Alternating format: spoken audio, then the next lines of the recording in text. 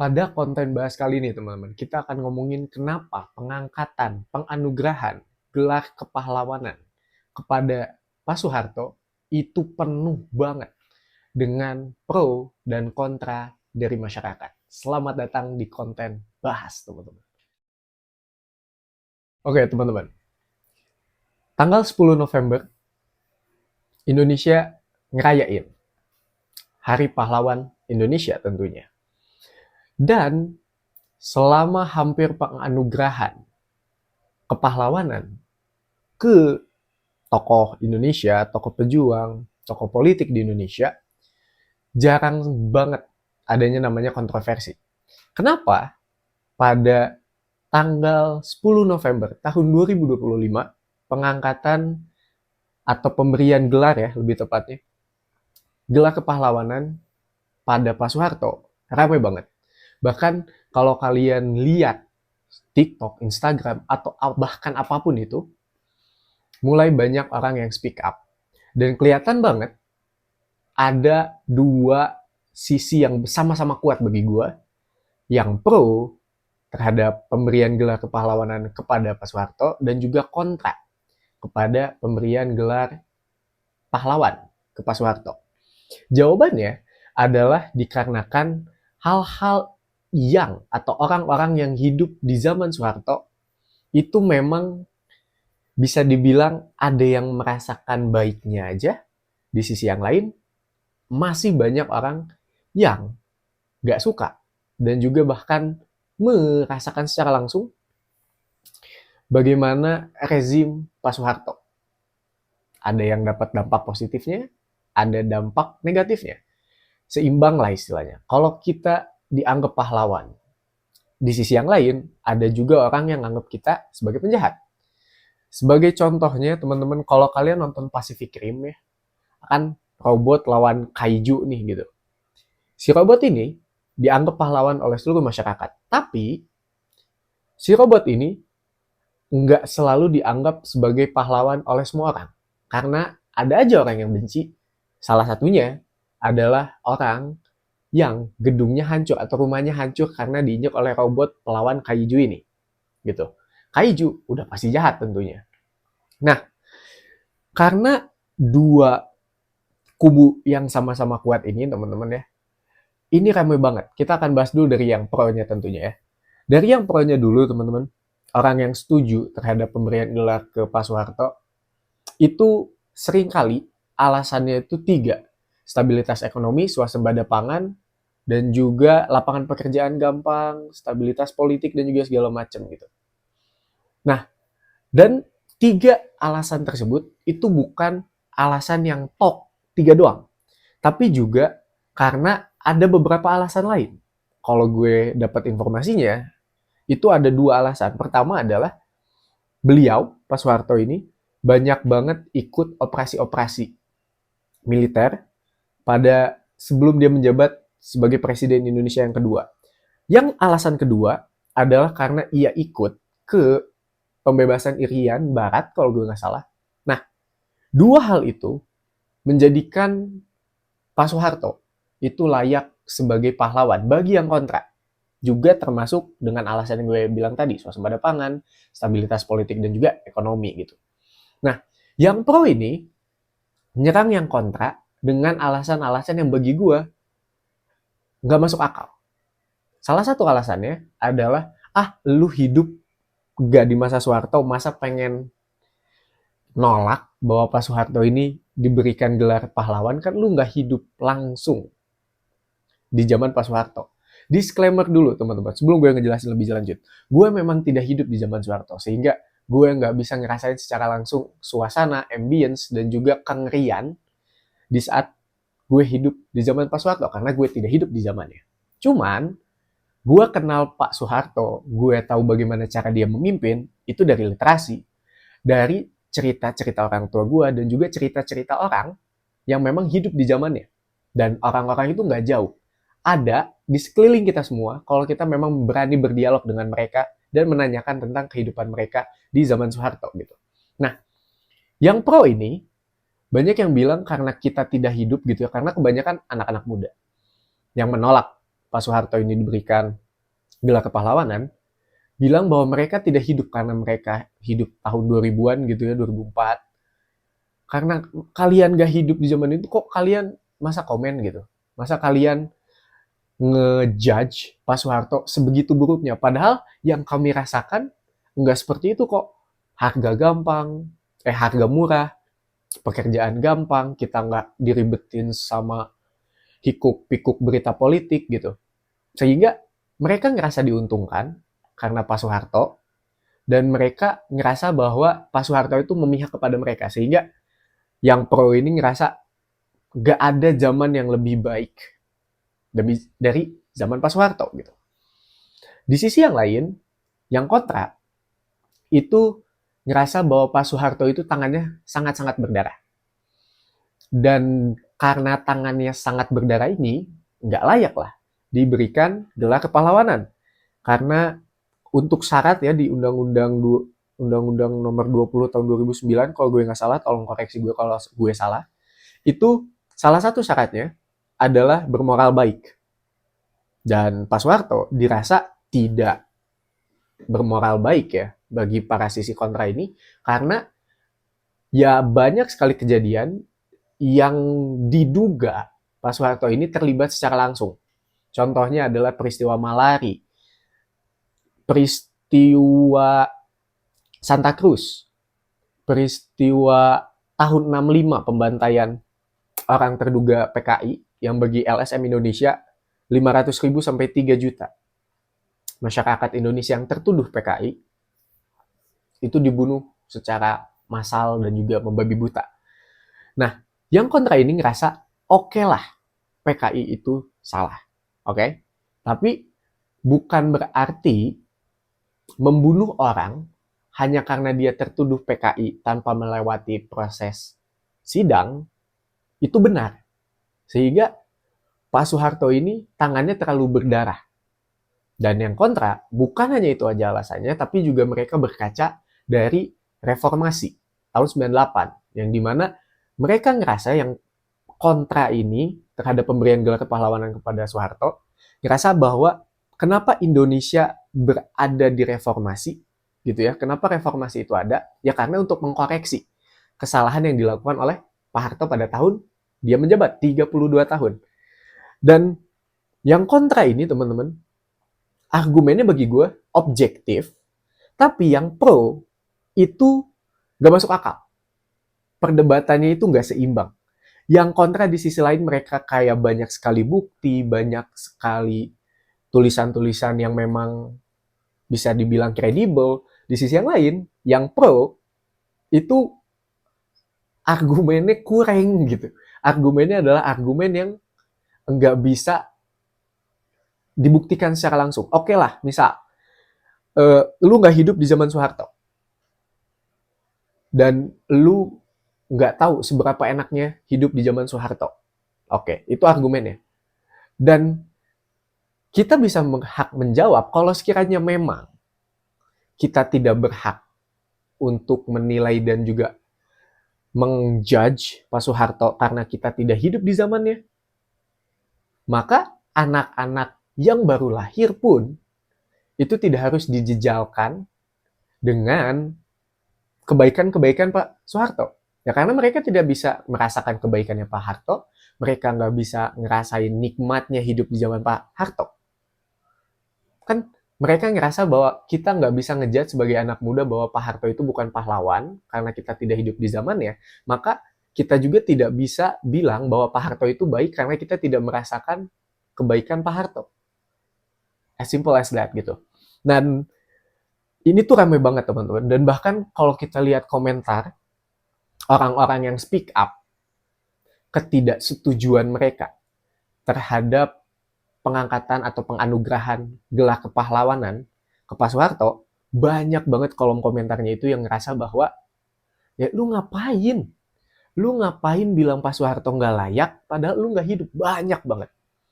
Dan ini keyakinan gue ya. Keyakinan gue adalah oke lah, Pak Soeharto itu masih terduga, oke, melakukan pelanggaran HAM. Meskipun yang gue yakini adalah Pak Harto sudah pasti melakukan pelanggaran HAM. Bahkan ada museumnya, yang dimana ada radio yang digunakan oleh Pak Soeharto untuk mengkomunikasi, untuk peristiwa pembantaian G30 SPKI gitu. Ada, nanti gue cantumin, tapi gue yakin bahwa, dan gue sangat tegak sekali, bahwa Pak Soeharto memang korup. Kenapa? Karena mulai merajarelanya Pak Harto, KKN-nya di zaman Pak Harto itu merajalela gitu ya. Pada tahun 78 tuh udah mulai tuh banyak banget. KKN-nya udah mulai kelihatan gitu. Dan ya bertahan sampai 20 tahun kan. Tahun 98 tuh. Mulai orang kesel gitu. Dan udah ada datanya dari Transparency Indonesia tahun 2004 yang dimana Pak Harto adalah tokoh paling korup. 15 sampai 30 miliar US dollar yang beliau korupsi. Belum juga termasuk dengan menteri-menterinya. Yang dimana kalau disatuin, kalau kata banyak artikel gitu ya, kalau uangnya itu disatuin, bakal bisa beli negara Belgia. Dan itu udah, gue yakin itu pasti. Karena ya, KKN di zaman Pak Harto memang betul merajalela gitu. Dan ada counter narasinya tentunya. Kalau sekiranya memang KKN di zaman Pak Soeharto itu merajalela, apakah kita tidak berdosa? Karena KKN zaman sekarang itu lebih banyak. Nah, gue punya sedikit pikiran untuk ngebantah hal itu semua. Sesimpel bahwa kalau di zaman dulu, lu KKN misalnya, atau gue KKN, gue nggak akan ketahuan. Gue tidak ada lembaga yang mengawasi gue karena gue melakukan KKN. Kalau sekarang, ada. Dan kalau sekiranya kita korupsi, gitu ya, akan selalu ada possibilities atau kemungkinan kita ketahuan karena udah ada KPK, udah ada PPATK, yang dimana memang bekerjanya adalah untuk mengawasi transaksi keuangan, untuk menjaga Indonesia dari jauh-jauh hal korupsi gitu. Dan kalau argumen kita KKN dulu merajalela dan sekarang enggak, kita bebas berekspresi sekarang. Dulu enggak. Gue nih misalnya berekspresi kayak gini dan gue upload ke YouTube, mati gue besok. Besok gue mati.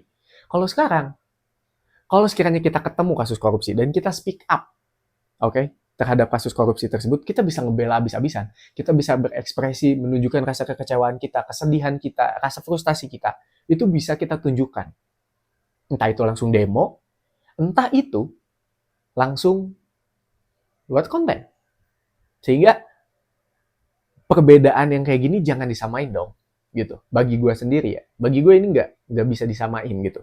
Dan juga teman-teman, ada banyak sekali hal janggal di penganugerahan gelar kepahlawanan ke Pak Soeharto gitu ya, yang bikin gue ngerasa janggal adalah Pak Soeharto ini diberikan gelar kepahlawanan bareng sama Marsina, yang dimana Marsina adalah seorang aktivis buruh, hak-hak buruh yang terbunuh, yang dimana Pak Harto ya di situ sebagai orang yang memiliki kepemimpinan cukup oke gitu.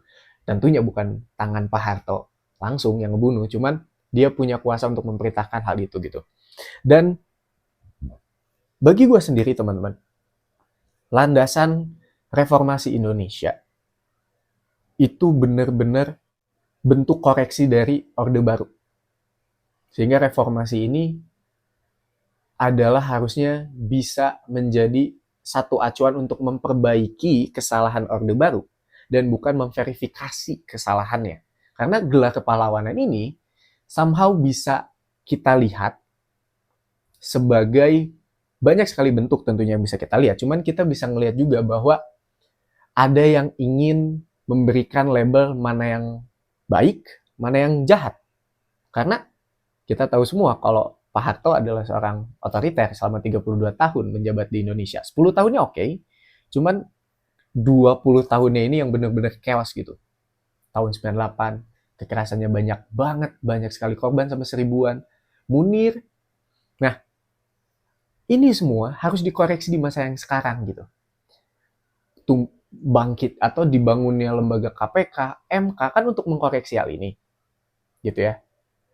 Dan Kalau sekiranya Pak Harto diberikan gelar kepahlawanan, maka masa kita membenarkan apa yang dilakukan oleh Pak Harto gitu, otoritariannya yang dibenarkan karena kita beri dia gelar kepahlawanan, dia yang baik dong, terus yang jahat siapa?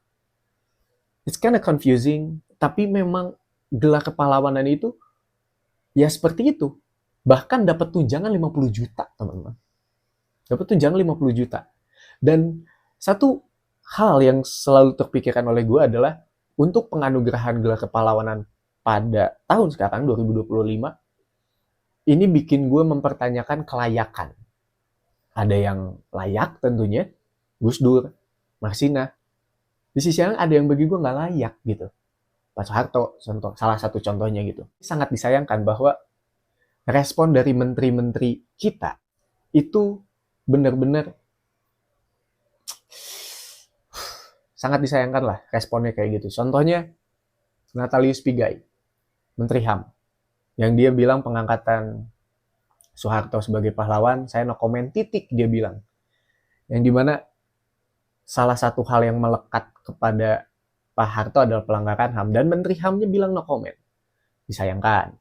Pak Fadlizon bilang bahwa nggak ada bukti pasti atas genosida atau pelanggaran HAM yang dilakukan oleh Pak Harto. Yang dimana kita tahu juga bahwa Fadlizon adalah seorang aktivis yang ikut menurunkan Pak Soeharto pada tahun 98. Sama Adriana Pitulu, sama Pak Fahri Hamzah. Sehingga ini serius. Dua orang ini bilang kayak gitu. Di sisi yang lain masih ada banyak sekali korban yang menuntut keadilan karena anak mereka hilang, ada anak mereka yang terbunuh. Aksi Kamisan adalah bukti nyata bahwa masih ada bekas pelanggaran HAM yang dilakukan oleh Pak Soeharto pada tahun 98. Aksi Kamisan. Setiap Kamis berdiri di depan istana, megang kayu hitam, baju hitam, celana hitam, mempertanyakan anak saya kemana. Di sisi lain, menteri kita bilang bahwa gak ada bukti kekerasan itu terjadi, pelanggaran HAM itu terjadi.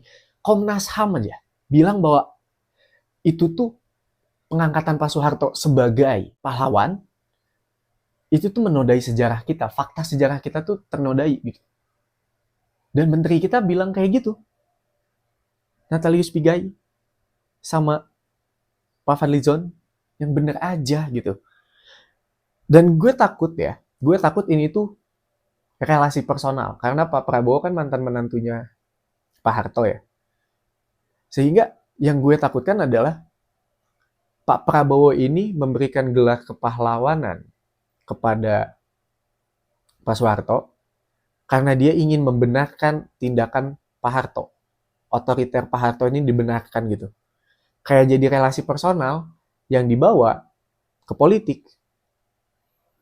Dan gila teman-teman.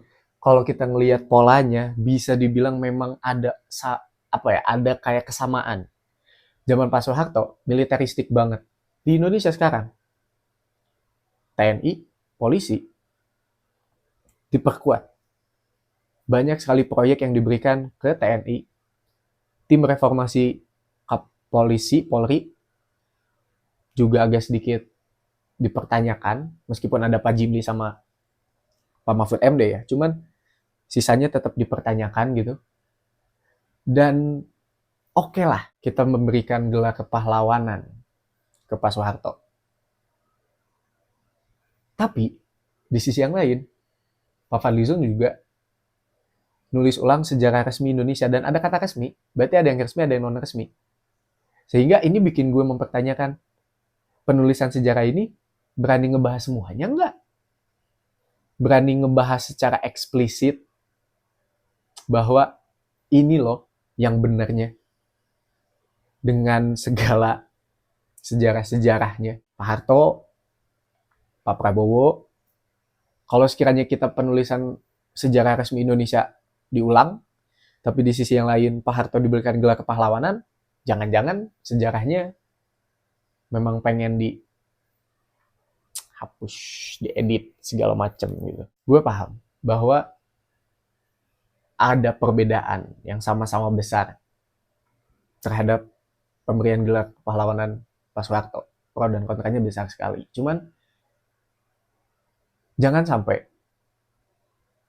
apa yang telah para aktivis kita lakukan pada 98 untuk mengkoreksi kesalahannya Pak Soeharto itu dibenarkan sekarang. Kita harus menghargai bahwa Indonesia dengan beralihnya dari Orde Baru ke reformasi itu pengen lebih baik, gak pengen ngulangin kesalahan yang sama. Dan gue menghargai perbedaan udah pasti ada, teman-teman, karena ya ini politik gitu. Lu pengen nolak silakan, lu pengen terima ya silakan gitu. But ya jangan sampai dibenarkan lah. Malu sebanyak korban yang menuntut keadilan. So ya teman-teman, gue cukupkan aja konten bahas kali ini. Terima kasih banyak yang udah nonton.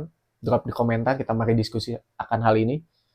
Gue udah lama juga nggak balas-balasin komen. So ya, thank you semuanya. I see you in the next content. Ciao.